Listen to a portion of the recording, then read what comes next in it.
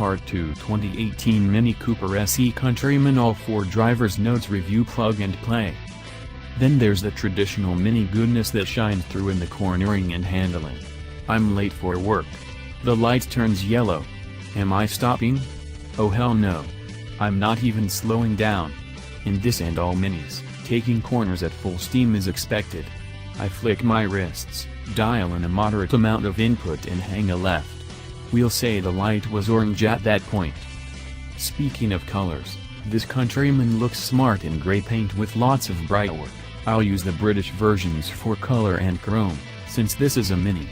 The inside is respectable, with better color, trim and materials than Minis had even 5 years ago.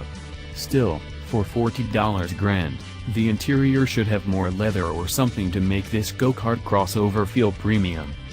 Okay, I lied. The price is the only other thing I don't like about the plug-in Countryman. It's a mental exercise to rationalize the cost for something this diminutive.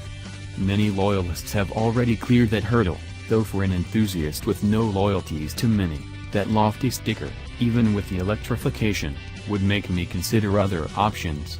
Putting aside those rational thoughts, it was all smiles for me behind the wheel of the plug-in Countryman. Associate Editor recounts, I've always enjoyed Minis, even the not-so-mini ones. I like the charming styling and the general jazz every model seems to have. I'm a little disappointed by the size creep with each successive generation, but that's true of nearly every car on the market. The Countryman still feels compact and nimble, and that's what I really want from a Mini. The biggest difference between old and new is the refinement, probably owing a lot to the BMW X1 underpinnings. It's quick, too. The battery pack might add some weight, but it's offset by copious amounts of low-end torque. Even in the wet, the Countryman moved pretty well.